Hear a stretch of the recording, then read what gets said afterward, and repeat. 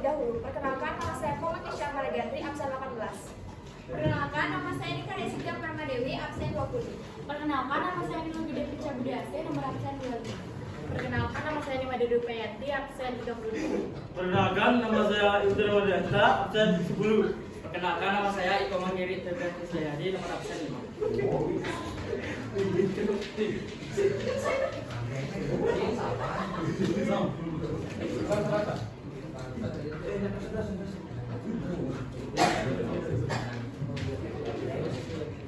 Baik, di sini ada pembahasan materi yang akan kami jelaskan kepada kalian semua. Yang pertama itu ada pengertian lembaga sosial, yang kedua itu ada pengertian lembaga ekonomi, lalu yang ketiga ada contoh lembaga ekonomi, dan yang keempat ada fungsi lembaga ekonomi.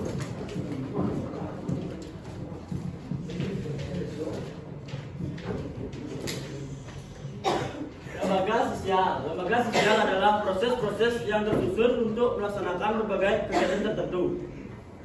Menurut para ahli, jadi dari berbagai pendapat para ahli dapat disimpulkan bahwa lembaga sosial merupakan sistem norma tentang aktivitas masyarakat yang bersifat terarah dalam rangka melangsungkan kehidupan bermasyarakat dan memenuhi segala kebutuhan pokok manusia. Adapun pendapat para ahli, jadi yang pertama ada Bruce J. Cohen itu yang dimaksud dengan lembaga sosial adalah suatu sistem pola sosial yang tersusun secara rapi dan bersifat permanen, memuat perilaku tertentu yang kokoh dan terpadu dalam rangka memuaskan atau memenuhi kebutuhan pokok manusia dalam kehidupannya.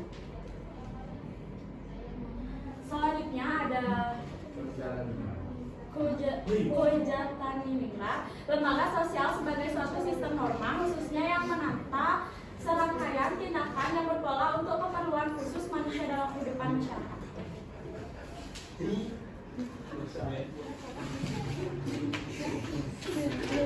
Baik, di sini saya akan menjelaskan tentang Mayer Polak.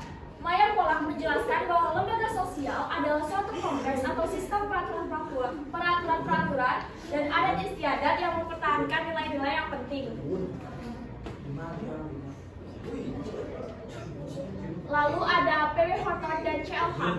P.W. Horton dan C.L. Hahn menjelaskan bahwa lembaga sosial adalah suatu sistem norma yang dimaksudkan untuk mencapai tujuan kemasyarakatan yang berguna bagi kehidupan manusia.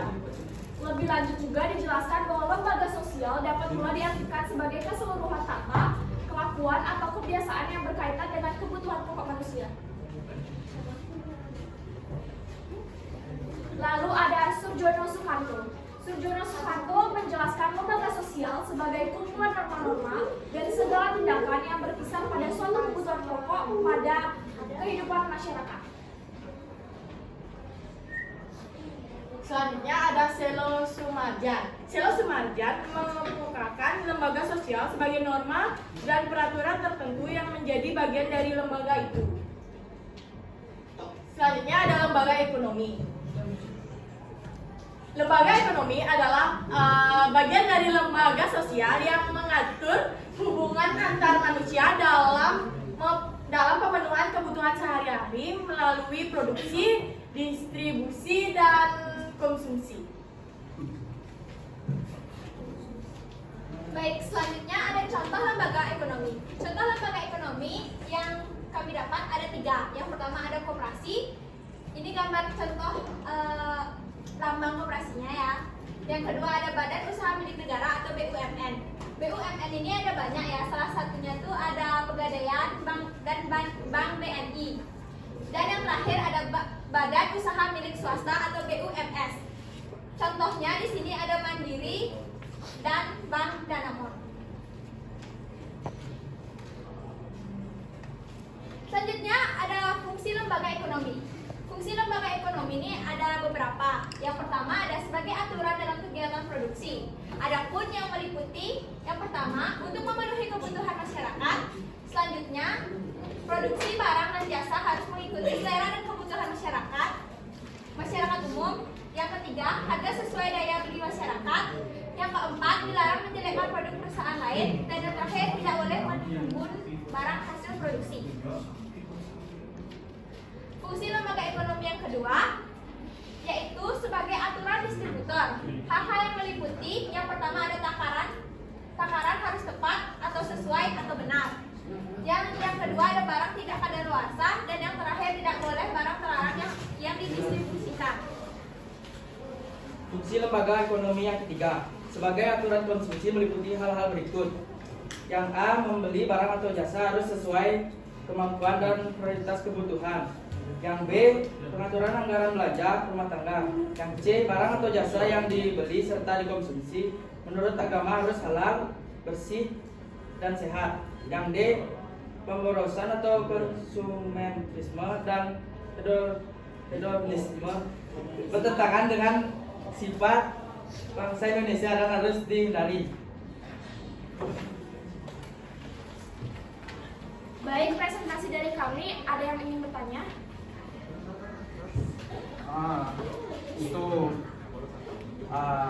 Untuk pertanyaan saya itu tentang OJK yang baru-baru ini ngehits. Itu kan OJK itu berdiri sendiri kan. Itu termasuk ekonomi atau politik? Soalnya OJK bisa mempengaruhi politik juga. Sama plus artis-artis. Nah, para artis kayak Deddy Corbuzier gitu tuh. Gimana ya? Deddy Corbuzier itu kan kaya kan. Tadi gini Kak, pertanyaan itu disingkatin aja. Yang intinya, OJK termasuk lembaga ekonomi atau politik. Terus yang kedua tuh tentang Deddy Corbuzier.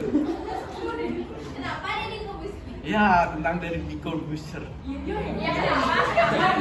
Nah, dia tuh kan orangnya kaya kan. Nah, terus mempengaruhi politik juga, direkrut lagi menjadi apa tuh namanya yang pokoknya menjelaskan tentang enggak memberikan informasi itu tentang mencerahkan warga gitulah pokoknya. Itu intinya. Dia kan ikut politik. Berarti itu mempengaruhi ekonomi. Nah, inti poinnya tuh apakah lembaga ekonomi itu mempengaruhi politik enggak? Terus perbedaannya.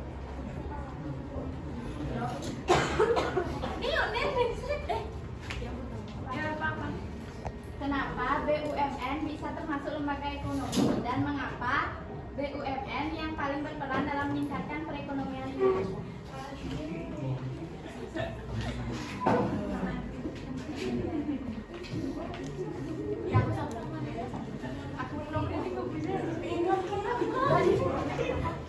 Joti, tadi kenapa pertanyaannya Deddy Corbuzier itu gimana? Intinya Itu cuman kayak manisnya aja. Lembaga ekonomi itu bisa kan dipengaruhi oleh politik gitu. Ya. Ya.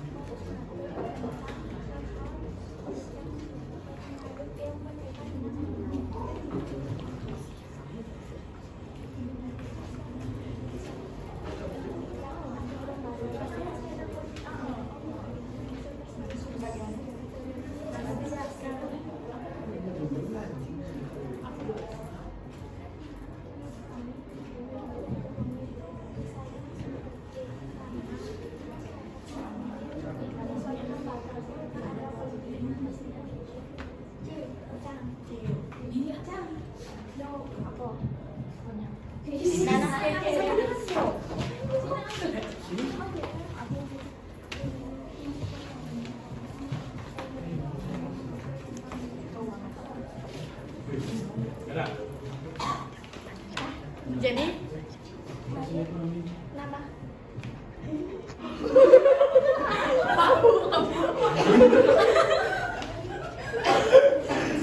Jadi saya akan menjawab pertanyaannya Joti yang pertama, yaitu apa tadi? OJK itu termasuk ke dalam lembaga ekonomi atau politik. Jadi menurut kami, OJK itu termasuk ke dalam lembaga ekonomi karena dia lebih banyak mengatur keuangan. Ya kan? Mengarah ke keuangan. Pengawas. Ya, itu dah kan dia lebih gini, maksudnya lebih berperan di keuangan gitu loh, Jo. Tapi OJK itu berdiri sendiri loh. Iya. Ya tapi kan dia tuh di bagian keuangan kan. Jawaban Beb. Mohon. Ya, Terus pertanyaan yang kedua. Kan pertanyaan yang kedua itu kan kalau di lembaga ekonomi itu berpengaruh nggak di politik gitu kan? Ya. Menurut kami itu berpengaruh karena nggak mungkin dalam masyarakat apalagi di lembaga tuh apalagi lembaga ekonomi kan yang tentang keuangan nggak mungkin nggak ada permainan politik di dalamnya. Nanti Oh, contohnya orang pemilu aja kan. Contohnya gimana kalau lu jelasin kan enggak loh ini gimana kalau jelasin tentang ekonomi di Zimbabwe itu yang uangnya tuh mencapai triliunan per bulan. Aku ini bahas lembaga ekonomi. Kok Yang di Indonesia, jangan di luar negeri. Iya kan kita jawab. ya Kan kita setahu kita. coba deh dijelasin kenapa uang rupiah kita tuh melambung tinggi banget sampai ratusan ribu.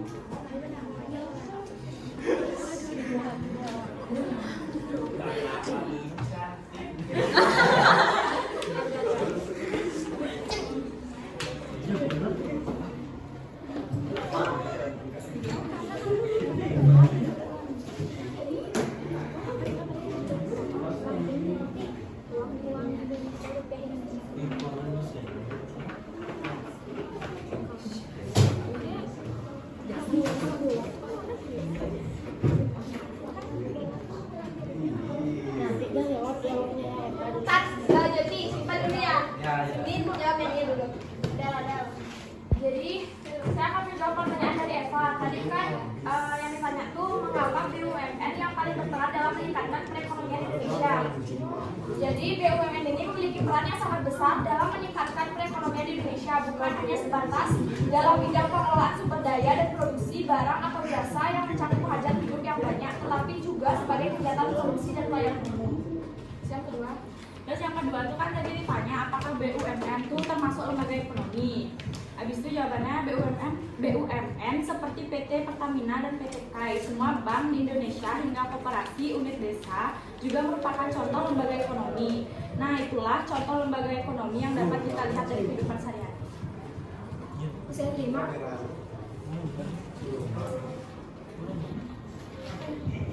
Jadi Iya, ya. pertanyaannya kan kenapa uang rupiah Indonesia itu melambung tinggi? Menurut yang aku dapat di Google ya, faktor yang mempengaruhi nilai uang tuh bisa melambung tuh ada beberapa. Yang pertama tuh adanya penawaran dan permintaan uang, terus jumlah uang yang beredar dan kebijakan pemerintah dan faktor lainnya. Ada lah yang Berarti buruk dong kebijakan pemerintahnya. Ya. ya kan karena nggak semua manusia itu sempurna ya, masih ada salahnya.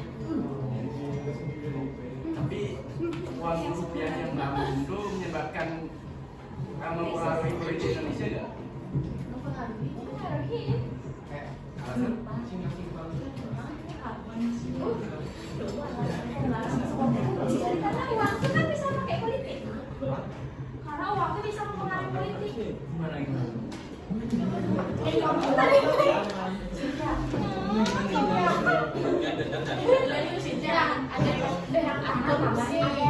Oh, ya kan misalnya kalau ada kegiatan apapun tuh pasti uang tuh ada itu loh. Kalau misalnya, aduh gimana sih rasanya?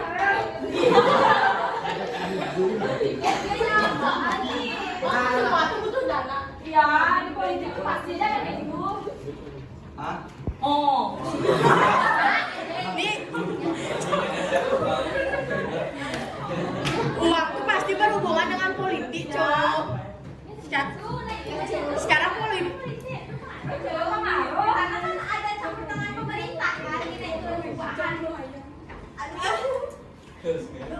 uang itu kan mengaruhi politik. Hanya yang dipengaruhi itu. Ya kan? Bukan uang yang Ya benar. Karena di politik itu biasanya kan ada kayak suap, ya kan? Itu kan suap kan, ada korupsi. Kalau orang yang punya kekuasaan tuh misalnya dia menyalahgunakan kekuasaannya untuk korupsi gitu loh, jadi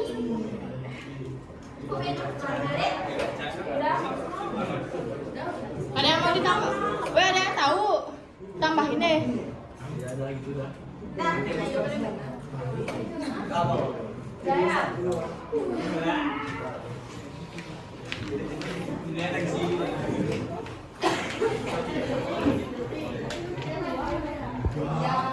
Baik, sekian presentasi dari kelompok kami. Mohon maaf jika ada